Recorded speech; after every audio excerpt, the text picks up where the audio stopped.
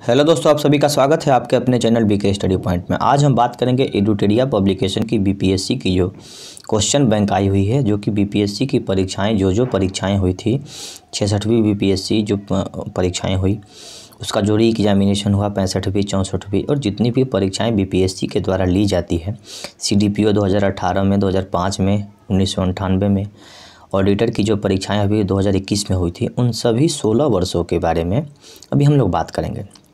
ये बहुत अच्छे तरीक़ा से आपको की गई है, प्रश्नों का संग्रह दिया गया है। जो प्रीवियस ईयर क्वेश्चन है, पिछले वर्ष जो पूछा गया था, उन्हीं सब प्रश्नों के बारे में डिस्कस की गई है। 27/12/2020 को ये परीक्षाएं हुई थी। उन्हीं परीक्षाओं में से हम लोग बात कर लेते हैं कि किन किन सब्जेक्ट से कितने प्रश्न पूछे गए थे और उन 150 प्रश्नों के बारे में हम चर्चा करेंगे।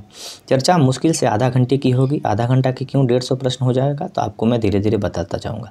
इतिहास से 25 प्रश्न पूछे गए थे, बिहार विशेष से 25 प्रश्न, 6 प्रश्न संविधान से पूछे गए थे, 10 प्रश्न भूगोल से, और अर्थव्यवस्था से 7 प्रश्न, विज्ञान से 30 प्रश्न पूछे गए थे और करंट अफेयर से 37 प्रश्न पूछे गए थे, और गणित से हमेशा 10 प्रश्न पूछे जाते हैं।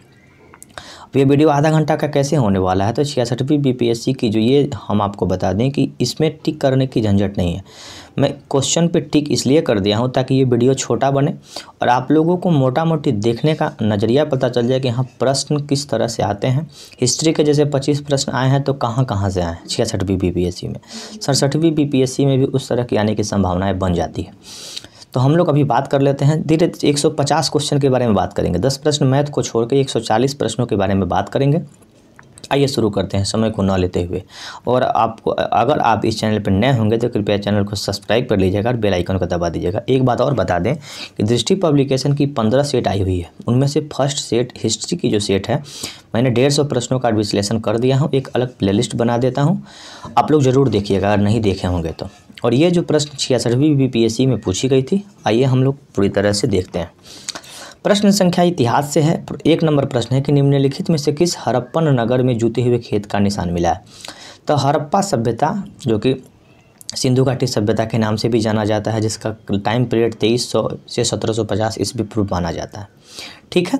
कालीबंगन नामक स्थान, जो कि कालीबंगन कहाँ है, तो राजस्थान में है, वहीं से जूते हुए खेत का साक्ष्य मिला था। ठीक है। त्रिरत्न या 3 रत्न, जैसे सटीक ज्ञान, सच्ची आस्था और सटीक क्रिया, यानी कि सम्यक ज्ञान, सम्यक दर्शन और सम्यक आस्था, ये जो धर्म, ये जो शब्द है ना, त्रिरत्न जिसको बोला जा रहा है, ये आपको जैन धर्म से संबंधित है। बौद्ध धर्म में भी 3 रत्न है, तो बौद्ध धर्म और संघ, यानी कि बुद्धम शरणम गच्छामि, बुद्ध के शरण में आप आइए। लेकिन जैन धर्म का जो त्रिरत्न क्या है कि सच्चा ज्ञान, सच्ची आस्था और सच्चे मन से आप काम करेंगे, क्रिया करेंगे। ठीक है, ये आपको जैन धर्म से संबंधित है। इनमें से किस शासक ने चतुर्थ बौद्ध संगति कश्मीर में आयोजित की। तो चतुर्थ बौद्ध संगति जो है ये कनिष्क के शासनकाल में हुआ था, जो कि कश्मीर में आयोजित हुआ था। माही यहाँ पे हम क्यों लिखे हुए हैं, तो महाकश्यप, हीनयान और महायान 2 तरह का विभाजन हुआ बौद्ध धर्म में। तो जब चतुर्थ बौद्ध संगति हुई कनिष्क के शासनकाल में, कश्मीर में हुआ था, और 2 तरह का विभाजन हुआ बौद्ध धर्म में। कौन कौन सा, हीनयान और महायान। ठीक है, इसलिए हम माही नाम का एक छोटा सा ट्रिक आपके लिए यहाँ लिख दिए हैं। निम्नलिखित भारतीय दर्शनों में परमाणु सिद्धांत का प्रतिपादक। तो परमाणु सिद्धांत का प्रतिपादक जो है ये वैशेषिक के द्वारा किया गया था। ठीक है। ये आपको 4 प्रश्न प्राचीन भारत से दिए गए थे। मध्यकालीन भारत से आइए हम लोग देख लेते हैं। किस दिल्ली सुल्तान को रक्त और लौह की नीति अपनाई थी। तो बलबन ने रक्त और लौह की नीति अपनाई थी, बहुत ही दृढ़ शासक था और लौह और रक्त की नीति ये अपनाया था। हमेशा पूछा जाता है प्रश्न। कौन सा मध्यकालीन भारतीय साम्राज्य व्यापक स्तर पर स्थानीय स्वशासन के लिए प्रसिद्ध था। तो स्थानीय स्वशासन के लिए चोल साम्राज्य प्रसिद्ध था। ये प्रश्न हम बीपीएससी की जो मैंने हिस्ट्री का जो सेट डिस्कस किया है उसमें भी पूछा गया था। चोल वंश के संस्थापक विजयलाल को माना जाता है। ठीक है। और स्थानीय स्वशासन जो आज हम लोग पंचायत की अवधारणा देख रहे हैं, वो सब चोल साम्राज्य में बहुत ही विस्तृत रूप से वहाँ पे था। अब यहाँ पे एक परचिनकारी, तो परचिनकारी का मतलब होता है पित्रादुरा। पित्रादुरा एक कलाकारी करने की, मतलब कि दीवार पे संगमरमर पे एक अलग तरह की पेंटिंग करने की, नक्काशी निकालने की ये कला है। तो दीवारों पर अर्ध कीमती पत्थर जरकर फूलों की नक्काशी करना, यानी कि दीवार पे पत्थर को तराश के ये आपको मतलब फूल बनाने का काम किया जाता है। ठीक है ना। तो एतमादुद्दौला का जो मकबरा है लखनऊ में, उन्हीं के मकबरा के ऊपर सबसे पहले पित्रा का प्रयोग किया गया था। किस मुगल शासक ने चित्रकारी के लिए कारखाने बनवाए? तो चित्रकारी के लिए कारखाना जो है अकबर के द्वारा बनाया गया था। अब आधुनिक भारत से प्रश्न कितने हैं देख लेते हैं। इनमें से किसने 1857 के विद्रोह में सक्रिय भाग लिया? तो 1857 के विद्रोह में बहुत से लोगों ने भाग लिया था।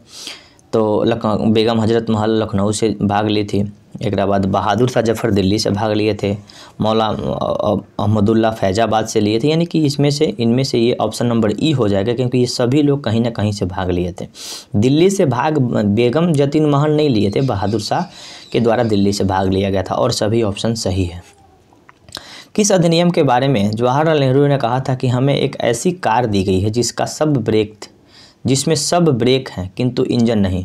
तो 1935 का जो भारत शासन अधिनियम है, उस अधिनियम को जवाहरलाल नेहरू ने कहा था ये हमें ऐसी कार दिए हुए हैं जिसका सब ब्रेक है, यानी कि हर जगह पे पाबंदी लगाई गई है, इसमें इंजन ही नहीं है। ये भी प्रश्न बड़ा अच्छा है। आगे को प्रश्न देखते हैं कि दांडी यात्रा कितने दिन तक चली थी? दांडी यात्रा 12 मार्च को शुरू हुई थी और 6 अप्रैल तक चली थी, यानी कि 24 दिनों की यात्रा थी जो कि गांधी जी के द्वारा चलाई गई थी। प्रसिद्ध गीत सरफरोशी की तमन्ना अब हमारे दिल में है के रचयिता कौन है? तो इस गीत के जो रचयिता है ना, ये गाया गया था बिस्मिल के द्वारा, लेकिन इस गीत के रचयिता, तो हम बता रहे थे आपको कि प्रसिद्ध गीत सरफरोशी की तमन्ना अब हमारे दिल में है के रचयिता कौन है? देखिए, रचयिता बिस्मिल कर, उनका नाम ही था बिस्मिल, इनका पूरा नाम बिस्मिल अजीमाबाद था, अजीमाबादी था। तो इन्हीं अजीमाबादी के नाम पे पटना का भी नाम एक बार अजीमाबाद रखा गया था, ठीक है ना। पटना से अहमदाबाद के बीच में एक ट्रेन भी चलती है अजीमाबाद एक्सप्रेस, यानी कि पटना का पहले नाम अजीमाबाद भी कुछ दिन तक हुआ था। तो बिस्मिल अजीमाबादी के द्वारा ये सरफरोशी की तमन्ना अब हमारे दिल में गीत लिखी गई है। लेकिन प्रसिद्धि कब मिली थी? तो राम प्रसाद बिस्मिल जब इस गीत को गुनगुनाए और गाए, तब जाके ये गीत पूरी तरह से लोगों के जेहन में भरा और लोगों में ऊर्जा का संचार हुआ। क्वेश्चन नंबर 13 देखते हैं कि बंगाल विभाजन के प्रत्याघात के रूप में कौन सा आंदोलन शुरू हुआ? तो बंगाल विभाजन कब हुआ था? 1905 में हुआ था। किसके, उस समय भारत का जो गवर्नर जनरल कौन था? तो लॉर्ड कर्जन था, ठीक है। तो बंगाल विभाजन के बाद स्वदेशी आंदोलन पूरी तरह से बहुत ही मतलब कि स्वदेशी आंदोलन की शुरुआत बंगाल विभाजन के जस्ट बाद हुई थी, ठीक है ना। इनमें से 1945-46 में दिल्ली में हुए INA के मुकदमे के पक्ष में वकील थे। तो INA के जो इंडियन नेशनल कांग्रेस एसोसिएशन था, इसके जो मतलब कि वकील थे, मतलब कि मुकदमे के जो पक्ष के जो वकील थे भूलाभाई देसाई तो पक्ष के वकील थे। मैडम कामा ने भारत की तिरंगी स्वतंत्रता ध्वज कहाँ फहराया? तो भारत का जो तिरंगा है सबसे पहले विदेश में मैडम भिखाजी कामा के द्वारा फहराया गया था। कहाँ पे? तो जर्मनी के स्टुअर्ट पार्क में फहराया गया था। मैडम भिखाजी कामा को भारतीय स्वतंत्रता की जननी या माँ भी कहा जाता है। ये 22 अगस्त 1907 को जर्मनी के स्टुअर्ट पार्क में फहराया गया था, ठीक है। निम्नलिखित में से कौन सी जोड़ी सही है? तो देखिए, क्वेश्चन नंबर हम लोग जोड़ी सही बता रहा है, ठीक है ना। तो विनोबा भावे जो है ना, विनोबा भावे के बारे में मैं बता दूं कि भूदान आंदोलन के प्रणेता, भूदान आंदोलन शुरू किए थे। तेलंगाना से भूदान आंदोलन शुरू किया गया था। प्रथम सत्याग्रही के रूप में इनको जाना जाता है, जो कि द्वितीय व्यक्तिगत सत्याग्रही लिखा हुआ है, जो कि गलत है। द्वितीय सत्याग्रही जवाहरलाल नेहरू को बोला जाता है और प्रथम सत्याग्रही जो है विनोबा भावे को बोला जाता है। विनोबा भावे के बारे में एक और प्रश्न है कि रमन मैग्सेसे पुरस्कार सबसे पहले विनोबा भावे को दिया गया था। CR दास यानी कि चित्तरंजन दास को देश बंधु कहा जाता है, ठीक है। और आपको बता दें कि श्यामजी कृष्ण वर्मा इंडिया हाउस की जो स्थापना किए थे, श्यामजी कृष्ण वर्मा इंडिया हाउस की स्थापना किए, ये 1905 में किए थे, ठीक है। और 1907 का जो अधिवेशन की अध्यक्षता किए थे रास बिहारी घोष के द्वारा किया गया था। यानी कि चारों ऑप्शन मैं आपके लिए यहाँ पे लिख दिया हूँ ताकि कोई भी कन्फ्यूजन ना हो। विनोबा भावे प्रथम सत्याग्रही थे, प्रथम रमन मैग्सेसे पुरस्कार मिला था उनको, और क्या है तो भूदान आंदोलन की शुरुआत किए थे। देश बंधु चित्तरंजन दास को कहा जाता है। श्यामजी कृष्ण वर्मा इंडिया हाउस के संस्थापक, जो कि लंदन में 1905 में इंडिया हाउस नामक एक बनाए थे। और सूरत अधिवेशन की जो अध्यक्षता है रास बिहारी घोष के द्वारा की गई थी, ठीक है। आगे बढ़ते हैं। भारतीय राष्ट्रीय कांग्रेस के किस दिन पूर्ण स्वराज की मांग की थी? तो पूर्ण स्वराज का जो मांग है 1929 में किया गया था, ठीक है ना। 26 जनवरी 1930 को ये मांग जो है पूर्ण स्वराज की मांग 1929 में की गई थी, लेकिन घोषित कब किया गया था? तो 26 जनवरी 1930 को। ठीक है। बंगाल में द्विशासन प्रणाली कब से शुरू की गई थी? द्विशासन प्रणाली ये रॉबर्ट क्लाइव के द्वारा शुरू की गई थी 1765 में, ठीक है। और आपको वारेन हेस्टिंग्स ने इसको एंड कर दिया, यानी कि समाप्त कर दिया। रॉबर्ट क्लाइव ने बंगाल में द्विशासन प्रणाली की शुरुआत की 1765 और 1772 में वारेन हेस्टिंग्स के द्वारा इसको समाप्त कर दिया गया। इनमें से किसने 1893 के शिकागो धर्म संसद में भाग लिया था? तो शिकागो धर्म संसद कब हुआ था? तो 11 सितंबर 1893 को ईस्वी को हुआ था। स्वामी विवेकानंद उसमें भाग लिए थे। 1923 में स्वराज पार्टी का गठन किसने किया? तो स्वराज पार्टी का गठन 1923 में CR दास यानी कि चित्तरंजन दास और मोतीलाल नेहरू दोनों के द्वारा किया गया था। प्रसिद्ध नाटक नील दर्पण, जिसमें इंडिगो की खेती करने के लिए किसानों के दमन का चित्रण किया गया। इंडिगो मतलब होता है नील। तो नील दर्पण जो एक कहानी है जिसी के ऊपर चंपारण सत्याग्रह महात्मा गांधी के द्वारा 1917 में की गई थी। तो दीनबंधु मित्र की एक मतलब की कहानी है, एक नाटक है जिसको उसमें नील की खेती करने वाले किसानों के ऊपर किस तरह से ज़्यादती की जाती थी, किस तरह से अत्याचार किया जाता था, उसी का चित्रांकन को उसमें किया गया है। 1760 के वांडीवास का युद्ध अंग्रेजों और किसके खिलाफ हुआ था? तो 1760 22 जनवरी 1760 को वांडीवास का युद्ध हुआ, अंग्रेजों और फ्रांसीसी के बीच में हुआ था, जिसमें अंग्रेज विजयी हुए थे। बहुत ही इंपॉर्टेंट क्वेश्चन। निम्नलिखित में से किस अधिनियम में भारत का पृथक निर्वाचन मंडल का आरंभ हुआ? तो पृथक निर्वाचन मंडल जो कि अलग अलग मुस्लिमों के लिए अलग चुनाव और लोगों के लिए अलग चुनाव, तो 1900 भारत परिषद अधिनियम 1909 में पृथक निर्वाचन मंडल की व्यवस्था की गई थी। 1831 में बुद्धो भगत के नेतृत्व में कोल विद्रोह किस क्षेत्र में हुआ था? तो कोल विद्रोह जो हुआ था ना, बुद्धो भगत के नेतृत्व में सिंहभूम में हुआ था, जो कि अभी झारखंड में पड़ता है। 1831-32 में हुआ था और भी लोग इसमें थे। तो मालारी महतो इसमें और मतलब कि व्यक्ति के रूप में काम उसमें किए थे, यानी कि विद्रोह के रूप में काम किए थे।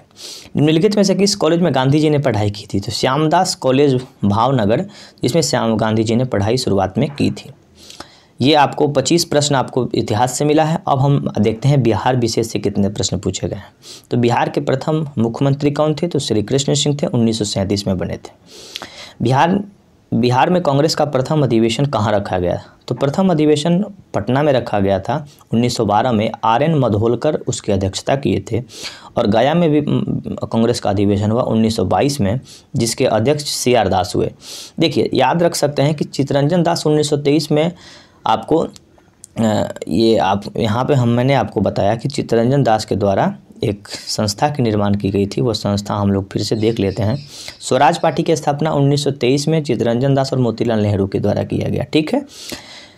और यहाँ पे 1922 में कांग्रेस के अध्यक्ष भी रहे। तो कांग्रेस के अध्यक्ष 1922 में रहे और 1923 में स्वराज पार्टी की स्थापना चित्तरंजन दास के द्वारा और मोतीलाल नेहरू के द्वारा किया गया था। जयप्रकाश नारायण को कौन सी उपाधि दी गई थी? तो जयप्रकाश नारायण को लोक नायक के रूप में जाना जाता है। बिहार की स्थापना कब हुई थी? तो 1912 में हुई थी। 22 मार्च 1912 को बिहार की स्थापना हुई थी। 22 मार्च को बिहार दिवस के रूप में भी हम लोग मनाते हैं। बिहार में 3 कठिया पद्धति में नील की खेती के लिए कितना भूमि अमानत रखा जाता था? तो 3 कठिया पद्धति का मतलब होता है 3/20, यानी कि 20 कट्ठा का मतलब 1 बीघा होता है। तो 1 बीघा का अगर आपके पास खेत है तो आपको 3 कट्ठा में नील की खेती करना है। ये अनिवार्य रूप से अंग्रेजों के द्वारा किसानों के ऊपर दबाव बनाया जाता था कि आपको 3 कट्ठा खेत में नील की खेती करना ही करना है। नील की खेती करने से घाटा क्या होता था? तो ज़मीन बंजर हो जाते थे और उसमें दूसरा कोई उपज नहीं होता था, इसलिए किसान उस चीज़ को करना नहीं चाहते थे। और इसी के विरोध में महात्मा गांधी चंपारण सत्याग्रह किए और किसानों को मुक्त कराने का काम किए। रामविलास पासवान ने अपना राजनीतिक सफर किस राजनीतिक दल से प्रारंभ किया? तो रामविलास पासवान अभी लोजपा उनकी पार्टी है, जो कि अब नहीं रहे हैं। और संयुक्त सोशलिस्ट पार्टी, जिन्होंने सबसे पहले इन्होंने राजनीतिक पार्टी की शुरुआत, राजनीतिक जो सफ़र की जो शुरुआत है सबसे पहले संयुक्त सोशलिस्ट पार्टी से किया था। बिहार के राजनीतिक के स्वर्गीय रघुवंश प्रसाद सिंह पहली बार लोकसभा में निर्वाचित हुए थे। 11वीं लोकसभा में सबसे पहले निर्वाचित हुए थे। अभी राजद के नेता हुआ करते थे, लेकिन ये भी अब नहीं रहे। ये सब करंट से रिलेट करके इस प्रश्न पूछा गया था, याद रखिएगा। चंपारण में इंडिगो के किसान की दशा, गांधी जी को ध्यान आकर्षण किसने किया? तो चंपारण सत्याग्रह के बारे में हम 2-3 बार आपको बता दिए। चंपारण सत्याग्रह में महात्मा गांधी को लाने का जो श्रेय है ये राजकुमार शुक्ला ने रिक्वेस्ट किया। बहुत से रिक्वेस्ट करने के बाद महात्मा गांधी इस आंदोलन को संभाले और इसमें अंतिम रूप से विजय की भी प्राप्ति हुई। तो राजकुमार शुक्ला वो व्यक्ति थे जिन्होंने गांधी जी को निमंत्रण दिया और गांधी जी से आग्रह किया कि आप चलिए और यहाँ किसानों की दुर्दशा को देखिए और इसको फिर से आंदोलन की शुरुआत किया जाए। प्राचीन महाजनपद मगध की राजधानी कहाँ थी? मगध की प्रथम राजधानी कहाँ थी? तो मगध की प्रथम राजधानी जो है ना, ये मगध राजगिरी थी। यहाँ पे ऑप्शन में नहीं है, इसलिए ऑप्शन नंबर ई हो जाएगा। स्वामी सहजानंद निम्नलिखित में से किससे संबंधित थे? तो स्वामी सहजानंद से बिहार के किसान आंदोलन से संबंधित थे। किसान आंदोलन का नेतृत्व किया गया था इनके नेतृत्व में। निम्नलिखित में से कौन सा भारत में गांधी जी का पहला सत्याग्रह था? तो चंपारण सत्याग्रह था। आपको चंपारण सत्याग्रह था जो कि गांधी जी का पहला सत्याग्रह था, जिसने उन्होंने सविनय अवज्ञा प्रयोग किया था। 1917 में गांधी जी के द्वारा पहला सत्याग्रह चंपारण, जो कि बिहार से संबंधित है। यहाँ पे एक बात लिखी गई है, उसके बारे में बता देता हूँ। नाना साहब कानपुर के थे और उनके सहयोगी तात्या टोपे, जो कि 1857 के विद्रोह का नेतृत्व करता के रूप में इनको जाना जाता है। बिहार में 1857 के विद्रोह का नेतृत्व किसने किया? तो कुंवर सिंह के द्वारा किया गया था, जो कि आरा के थे। और पटना से पीर अली थे। जनजाति और जिले में निम्नलिखित में से कौन सी जोड़ी सही नहीं है? तो मुंडा जो है ना, ये कटिहार की है। मुंडा जो जनजाति है ये कटिहार जिला की है, जमुई की नहीं है। ठीक है, यही ऑप्शन में लिखा हुआ है और यहाँ पे मैंने लिख दिया है ताकि कोई दिक्कत ना हो। बिहार राज्य में कुल भौगोलिक क्षेत्र की तुलना में समस्त वन्य क्षेत्र का प्रतिशत कितना है? तो बिहार में अभी 7.76% वन है और पूरे भारत में कितना परसेंट वन है? तो 24.56%। ठीक है, 2019 में आई हुई थी, लेकिन फिर 2021 में भी वन रिपोर्ट अभी आ चुकी है। उसके बारे में हम लोग चर्चा कर लेंगे किसी प्रश्न के माध्यम से। तो बिहार में अभी 7.76% वन्य है। निम्नलिखित में से किस जिले में बिहार का एकमात्र राष्ट्रीय उद्यान है? तो बिहार का एकमात्र राष्ट्रीय उद्यान जो कि पश्चिमी चंपारण में है, जो कि वाल्मीकि नगर राष्ट्रीय उद्यान है और वो बाघ अभ्यारण्य भी है। भारत में प्रवाहित होने वाली निम्न नदियों में से उत्तर की ओर प्रवाहित होने वाली कौन सी नदी है? तो इनमें से सभी जो नदियाँ हैं ना, ये अलग अलग दिशाओं में प्रवाहित होने वाली नदी है, इसलिए इस क्वेश्चन का जो आंसर होगा ऑप्शन नंबर ई हो जाएगा। ठीक है, बिहार के निम्न जिलों में से किस जिले में ही पिडमोट स्वयं मिट्टी पाई जाती है? तो पिडमोट स्वयं मिट्टी जो है ये पश्चिमी चंपारण में पाई जाती है। बिहार की मिट्टी के बारे में हम लोग अभी बिहार की हिस्ट्री के बिहार का जो बिहार का समग्र अध्ययन है, जो महेश कुमार बर्नवाल की पुस्तक है, उसके बारे में हम चर्चा कर रहे हैं। पहला वीडियो आपको हम डाला हुआ है, दूसरा वीडियो के लिए तैयारी हो चुकी है, दूसरा वीडियो भी 1-2 दिन में प्रस्तुत की जाएगी।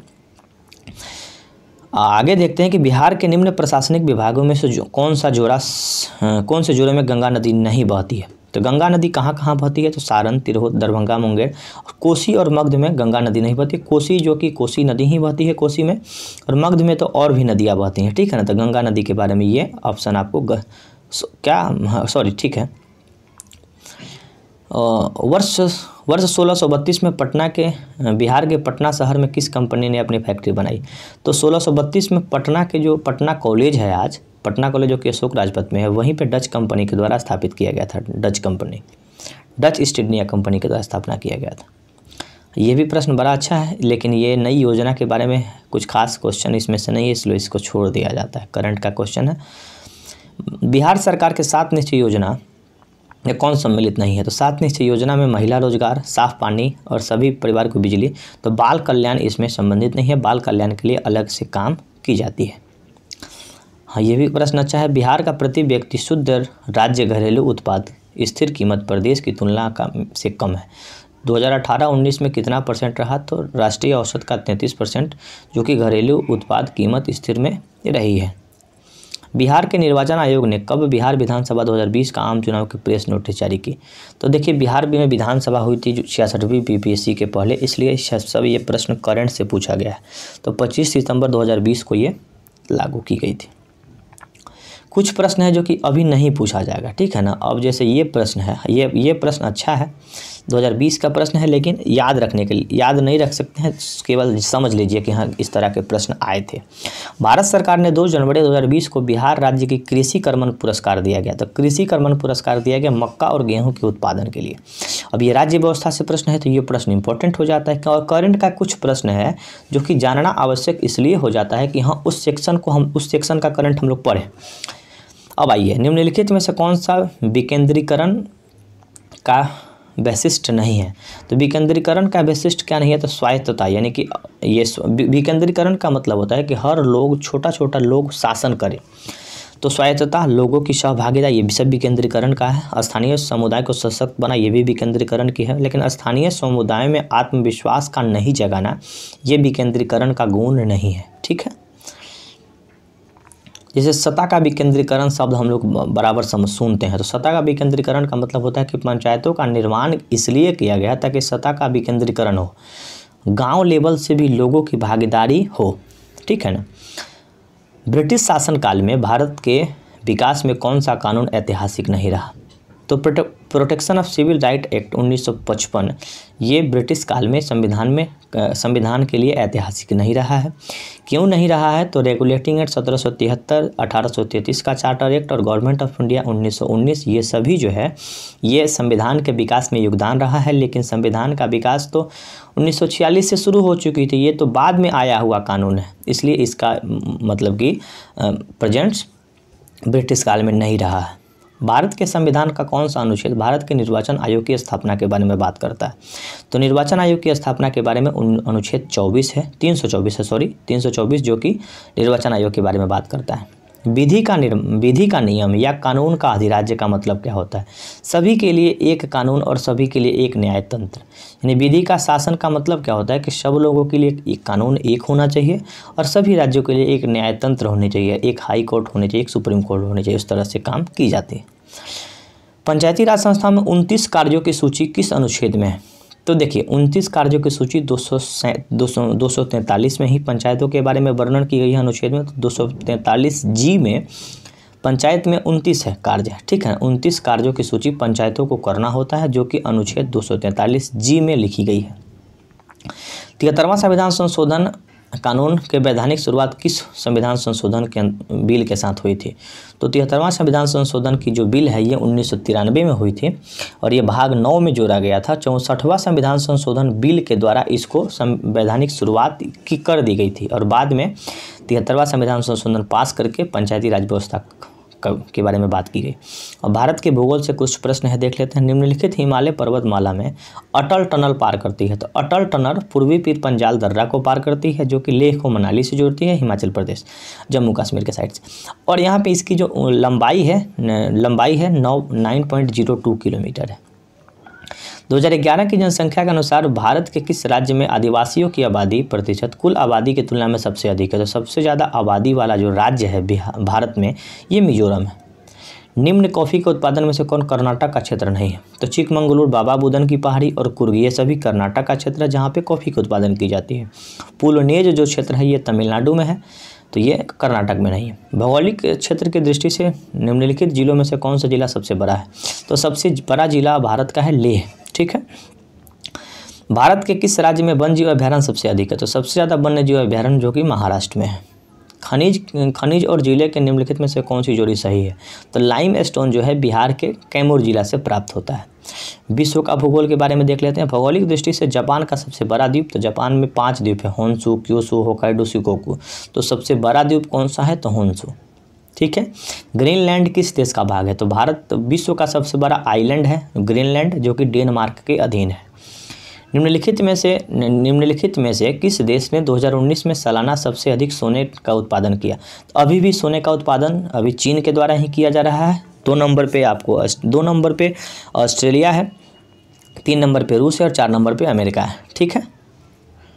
और 1 नंबर पे चीन का सोने का जो उत्पादन है चीन के द्वारा की जा रही है। निम्नलिखित महाद्वीपों में से सबसे अधिक किस महाद्वीप में देश है? तो मैंने सभी महाद्वीपों के देशों की संख्या लिख दिया। अफ्रीका, एशिया महादेश में 48 देश है, उत्तरी अमेरिका में 23 है, यूरोप में 44 है और अफ्रीका महादेश में 54 देश है, जो कि सबसे अधिक है। अर्थव्यवस्था से प्रश्न था, कैसा देख लेते हैं। निम्नलिखित राज्यों में से कौन सा राज्य भारत में सर्वाधिक सौर ऊर्जा का उत्पादन करता है। तो सर्वाधिक सौर ऊर्जा का उत्पादन कर्नाटक में की जाती है, लेकिन ये घटता बढ़ता रहता है। अभी राजस्थान इसका आंसर हो सकता है। उद्योग का स्थान निम्नलिखित में से कौन सी जोड़ी सही नहीं है। तो ऑयल रिफाइनरी जो कि बरौनी में है, बिल्कुल सही है। सीमेंट बंजारी में है। फर्टिलाइजर भरोही में है। रेल डिब्बा अभियांत्रिकी भागलपुर में न होकर मुजफ्फरपुर में है। ठीक है। भारत में खाद्य प्रबंधन निम्नलिखित में कौन सा उद्देश्य सही नहीं है। तो खाद्य प्रबंधनों का कौन सा उद्देश्य सही नहीं है। खाद्यान्नों का वितरण, अच्छी बात है, वितरण कर रहे हैं, खाद्यान्नों की खरीद कर रहे हैं, खाद्यान्नों के बफर स्टॉक का रख रखाव। तो खाद्य प्रबंधन के लिए कौन सा उद्देश्य सही नहीं है। तो खाद्यान्नों का निर्यात करना ये प्रबंधन के दृष्टिकोण से सही नहीं है। निर्यात करना मतलब बेच देना। अब आइए, भारत में राजस्व घाटे का तात्पर्य क्या है। तो राजस्व घाटा का मतलब होता है कि भारत सरकार को अपने व्ययों के वित्त पोषण के लिए उधार लेने की आवश्यकता पड़ती है, जो पूंजीगत परिसंपत्तियों का निर्माण नहीं करती है। राजस्व घाटे का मतलब होता है कि अगर आपको कोई काम करना है तो आपको उधार लेना होगा, और उधार लेना पूंजीगत परिसंपत्ति का निर्माण नहीं करती है। अगर आप उधार लेकर कोई काम कर रहे हैं तो आपका देश में पूंजी नहीं बढ़ रही है। ठीक है ना, ये राजस्व घाटा होता है। ये घटते बढ़ता रहता है। वर्ष 2019-20 में कौन सा देश भारत की सर्वाधिक व्यापारिक भागीदारी रहा। अभी संयुक्त राज्य अमेरिका, अभी भी संयुक्त राज्य अमेरिका है। अभी के मतलब परिप्रेक्ष्य में भी हम लोग इसी आंसर को मार सकते हैं, मारेंगे ही। भारतमाला परियोजना में निम्नलिखित में से कौन सा इंफ्रास्ट्रक्चर संबंधित है। तो भारतमाला परियोजना सड़क इंफ्रास्ट्रक्चर से है, सड़क बनाने से संबंधित है। ठीक है। भारत में औद्योगिक क्षेत्र की उपलब्धि को मापने के लिए निम्नलिखित में से कौन सी संस्था औद्योगिक उत्पाद सूची जारी करती है। तो CSO, केंद्रीय सांख्यिकी जो कार्यालय है, CSO है, जिसका मुख्यालय दिल्ली में है, वही आपको औद्योगिक उत्पादन सूचकांक जारी करता है हर वर्ष। भौतिकी के कुछ प्रश्न हैं। तो भौतिकी का जो ये प्रश्न है समानांतर प्रतिरोध के बारे में। तो समानांतर प्रतिरोध के बारे में हम आपको बता दें कि इसका फॉर्मूला क्या होता है, 1/R1 + 1/R2 + 1/R3। इस तरह से इस प्रश्न को बना के आप लोग निकाल सकते हैं। ठीक है। अब हम लोग देख लेते हैं ये प्रश्न, गर्म करने पर अर्धचालक का प्रतिरोध पे क्या प्रभाव पड़ता है। तो अर्धचालक का कुछ एग्जाम्पल बता दें, सिलिकॉन, जर्मेनियम, ये सब अर्धचालक है। एंटीमनी। गर्म करने पर अर्धचालक का प्रतिरोध घट जाता है और चालक का प्रतिरोध बढ़ जाता है। गर्म करेंगे तो किसी भी चालक का जो प्रतिरोध है बढ़ जाता है। प्रतिरोध का ऐसे मात्रक ओम होता है। फैराडे स्थिरांक क्या है। तो सार्वभौमिक स्थिरांक है फैराडे। फैराडे जो कि आपको कैपेसिटर जो है ना, जो कंडेंसर हम लोग लगाते हैं पंखा में, वो फैराडे के सिद्धांत पर काम करता है। प्रकाश वर्ष किसकी इकाई है। तो प्रकाश वर्ष दूरी की इकाई है। प्रकाश वर्ष क्या होता है। तो एक वर्ष में प्रकाश द्वारा तय की गई दूरी को प्रकाश वर्ष कहा जाता है, जो कि दूरी मापने की सबसे लंबी इकाई है। जब प्रकाश एक माध्यम से दूसरे माध्यम में जाता है तो आवृत्ति उसकी नहीं बदलती है। प्रकाश अगर एक माध्यम से, जैसे मान लीजिए जल में जा रही है प्रकाश, फिर हवा में जा रही है, कांच में जा रही है, तो प्रकाश की आवृत्ति जो फ्रीक्वेंसी है नहीं बदलती है। विद्युत चुंबकीय तरंगों का वेग कितना होता है। तो 3 × 10⁸ मीटर प्रति सेकंड। ये वेग प्रकाश की चाल भी होती है। ठीक है। पहला आदमी जिसने चांद पर पैर रखा था। तो नील आर्मस्ट्रांग सबसे पहले 20 जुलाई 1969 को चांद पे गए थे। सबसे ज़्यादा श्यानता होती है। तो श्यानता का मतलब गाढ़ापन होता है, विस्कस से संबंधित होता है, विस्कस। तो सबसे ज़्यादा इस चारों ऑप्शन में सबसे ज़्यादा श्यान कौन सा है। तो शहद होगा। निम्नलिखित में से कौन ऊष्मा का सबसे अधिक कुचालक है। तो ऊष्मा का सबसे अधिक कुचालक क्या है। तो पारा है। ठीक है।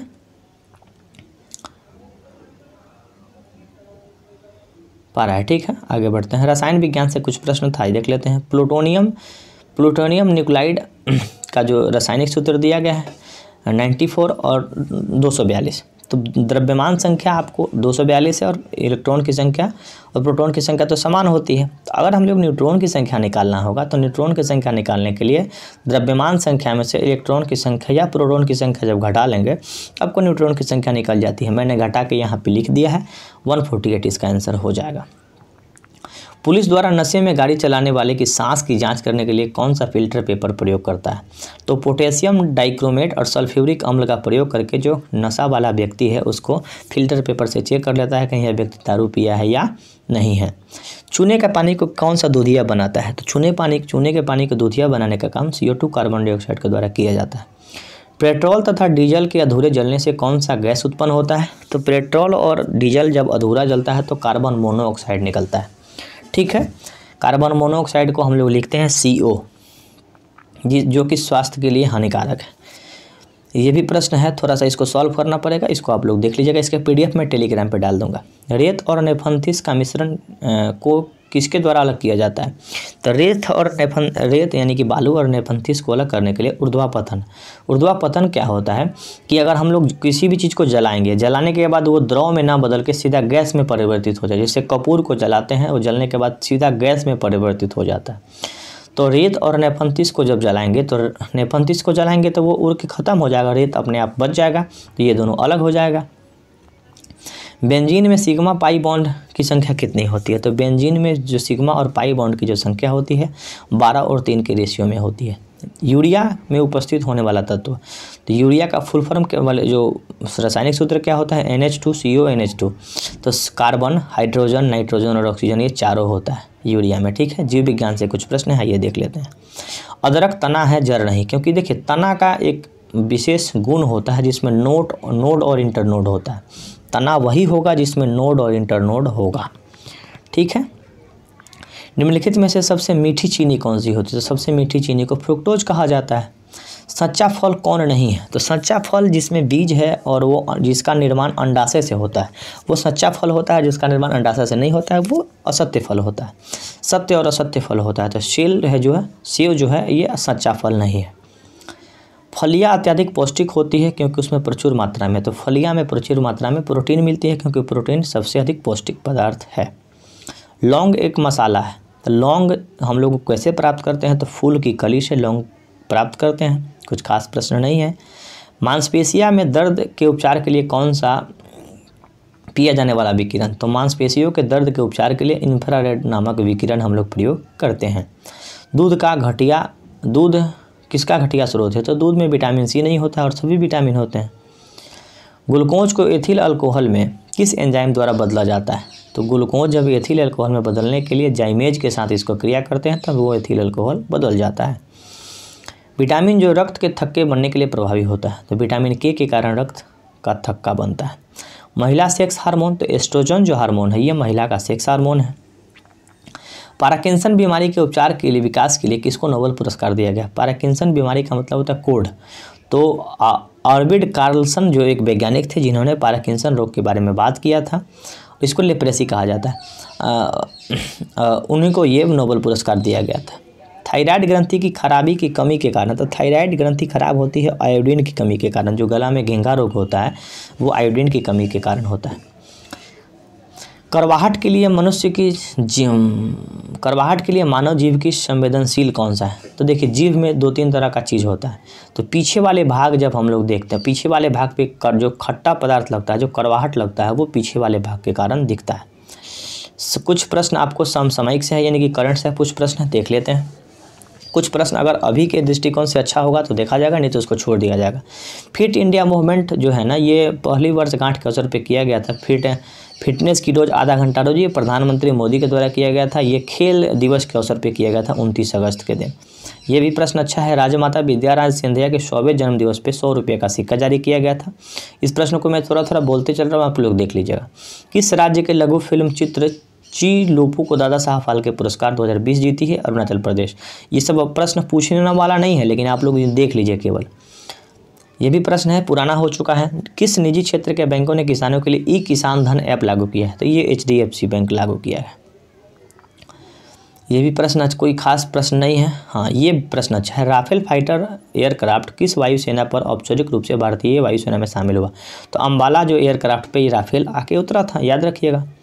भारतीय क्रिकेट कंट्रोल बोर्ड के द्वारा किसे सर्वभारतीय चयन समिति का अध्यक्ष चुना गया है? तो नीतू डेविड को क्रिकेट कंट्रोल बोर्ड के सर्व चयन समिति के अध्यक्ष चुनी गई है। ये भी प्रश्न को याद रखना जरूरी नहीं है, ये भी नहीं याद रख सकते हैं। इसका PDF में डाल दूंगा, केवल आप लोग देख लीजिएगा। 15 अगस्त 2020 को MS धोनी के साथ भारत के किस खिलाड़ी ने संन्यास लिया था? तो ये अंतर्राष्ट्रीय क्रिकेट से संन्यास सुरेश रैना और विराट कोहली, महेंद्र सिंह धोनी दोनों लोग एक ही दिन लिया था। हाँ, ये प्रश्न अच्छा है। नेशनल स्कूल ऑफ ड्रामा के अध्यक्ष तो परवेश रावल अभी हैं वर्तमान में। ये आपको बदल गए हैं। रक्षा अनुसंधान विकास जो संगठन है DRDO, तो DRDO के चेयरमैन अभी चेयरमैन अभी जी सतीश रेड्डी ही हैं। ये भी अच्छा है। 2020 का नोबेल पुरस्कार, ये प्रश्न भी याद रखना जरूरी नहीं है, लेकिन आपको याद रखना है कि शांति स्वरूप भटनागर पुरस्कार विज्ञान के क्षेत्र में दिया जाता है, चिकित्सा विज्ञान के क्षेत्र में दिया जाता है। ठीक है, तो डॉक्टर रितेश अग्रवाल को पिछले वर्ष 2020 में दिया गया था। नोबेल की शांति 2020 याद रख सकते हैं कि विश्व खाद्य कार्यक्रम को दिया गया था। ये भी कोई खास प्रश्न नहीं है, या ये सब हाँ ये प्रश्न अच्छा है। कितने भारतीय समुद्री तटों को ब्लू फ्लैग सर्टिफिकेट दिया गया था? तो 8 जो समुद्र तट है उसको ब्लू फ्लैग सर्टिफिकेट दिया गया था। ये भी कुछ हाँ ये क्वेश्चन अच्छा है। 21 सितंबर 2020 को वीडियो सम्मेलन के द्वारा किस राज्य में घर तक फाइबर योजना, ये ऑप्टिकल फाइबर योजना जो कि इंटरनेट घर तक पहुंचाने के लिए की गई थी, ये योजना बिहार से शुरू की गई थी, इसलिए ये इंपॉर्टेंट हो जाता है। क्वाड्रिलेटरल सिक्योरिटी डायलॉग नामक अनौपचारिक युद्ध नीति समूह, यानी क्वाड के बारे में बात कर रहा है। तो क्वाड में कौन कौन सा देश, इसमें कौन सा नहीं है? तो चीन नहीं है। कौन कौन सा देश है? भारत, ऑस्ट्रेलिया, जापान और यूएस है। ये 4 देश मिलके क्वाड का निर्माण किया है। ये भी कुछ खास प्रश्न नहीं है। ये भी नहीं है, याद रख सकते हैं कि 36वां आसियान शिखर सम्मेलन वियतनाम में हुआ था। ये भी प्रश्न बदलता रहता है। ये भी हाँ, ये भी प्रश्न को छोड़ सकते हैं हम लोग। ये प्रश्न अच्छा है। किस अरब देश ने पहला नाभिकीय ऊर्जा संयंत्र स्थापित किया? तो पहला नाभिकीय ऊर्जा संयंत्र स्थापित किया है संयुक्त अरब अमीरात, यूएई। ये भी प्रश्न ठीक नहीं है। ठीक क्या है, सब तो प्रश्न अच्छा है, लेकिन इस प्रश्न का यूज अब हम लोगों के लिए नहीं है।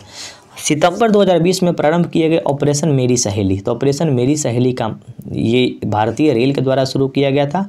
महिलाओं की सुरक्षा को बढ़ाने के लिए किया गया था। ठीक है, ये भी प्रश्न देख सकते हैं, आगे बढ़ सकते हैं हम लोग देखें। ये प्रश्न अच्छा है कि दिसंबर 2018 तक के अनुसार विश्व निम्नलिखित देशों में से सबसे अधिक आबादी किस देश की है? तो संयुक्त राज्य अमेरिका की है। हाँ, ये क्वेश्चन अच्छा है। हाल ही में संसद की नई इमारत का निर्माण की बोली किसने ली है? तो जो नया संसद भवन बन रहा है सेंट्रल विस्टा प्रोजेक्ट के अंतर्गत, ये टाटा प्रोजेक्ट यानी टाटा कंपनी के द्वारा बनाया जा रहा है। वर्तमान में राष्ट्रीय महिला आयोग की अध्यक्ष कौन है? तो रेखा शर्मा वर्तमान में भी है। ये भी प्रश्न ठीक है। ये भी प्रश्न के बारे में हम लोग बात अभी तो नहीं कर पाएंगे। हाँ, ये क्वेश्चन अच्छा है। पीएम कुसुम योजना, तो कुसुम योजना का संबंध है सोलर पंप देने से। किसानों की डीजल और केरोसिन की निर्भरता को समाप्त करना, पंप सेट को सोलर से जोड़ना। जितनी भी पंप सेट खेत में लगाई गई है वो सोलर से चलेगा, इसके लिए प्रधानमंत्री कुसुम योजना शुरू की गई थी। ठीक है, ये भी प्रश्न को छोड़ सकते हैं। ये प्रश्न अच्छा है। भारत सरकार 2021-22 में बजट में एक नई योजना निर्भीक जो है ना, ये निर्यात क्षेत्र को बढ़ावा देने के लिए निर्भीक कार्यक्रम शुरू किया गया था। अब नया हम लोग बजट फिर अभी 2022 देखेंगे तो समझ लेंगे। ये भी प्रश्न अच्छा है। आने वाले समय में भी ये प्रश्न बना रहेगा। इजराइल में शांति समझौता करने वाला पहला अरब देश, तो इजराइल के साथ शांति समझौता मिस्र के साथ सबसे पहले हुआ था। अब तो बहुत सारे देश कर लिए, यूएई कर लिए, लेकिन सबसे पहला जो जॉर्डन भी कर लिया। ये सबसे पहला देश मिस्र था जो कि आपको इजराइल के साथ शांति समझौता किया था। क्वेश्चन नंबर देखते हैं 138। नागरिकता संशोधन कानून कब पारित किया गया? तो नागरिकता संशोधन कानून 11 दिसंबर 2019 को पारित किया गया था। भारत का 13वां बंदरगाह जो है ये महाराष्ट्र में बन रहा है, जिसका नाम क्या है? बदावन। भारत की पहली स्वदेशी एंटी रेडिएशन मिसाइल का नाम क्या है? तो भारत की पहली स्वदेशी एंटी रेडिएशन मिसाइल का नाम रुद्रम है। तो ये 140 प्रश्नों के बारे में मैंने डिस्कस किया। करंट के कुछ प्रश्न हैं जिसका आज के एग्जाम में ज़रूरी नहीं है, इसलिए मैंने उसको छोड़ दिया है। क्वेश्चन तो मैं 140 प्रश्न के बारे में देखा है, लेकिन वो प्रश्न इसलिए छोड़ दिया है ताकि उसका कुछ यूज नहीं है और याद करने के बाद वो दिमाग में इधर उधर हो जाएगा। तो मुझे विश्वास है कि ये वीडियो आपके लिए लाभदायक हुई होगी। अगर अच्छा लगा होगा तो कमेंट करिएगा। और फिर हम लोग 66वीं बीपीएससी की जो री एग्जामिनेशन हुई थी उसके बारे में चर्चा करेंगे। दृष्टि पब्लिकेशन की जो बीपीएससी की सीट आई है उसके बारे में चर्चा कर रहे हैं। बिहार के लिए बिहार एक समग्र अध्ययन, उसके बारे में चर्चा कर रहे हैं। सार संग्रह की पुस्तक है उसके बारे में चर्चा कर रहे हैं। तो थोड़ा सा सपोर्ट कीजिए और ज़्यादा से ज़्यादा लोगों तक शेयर कीजिए। बहुत सी काम इस चैनल पे की जाएगी। धन्यवाद। फिर मिलते हैं अगली वीडियो में।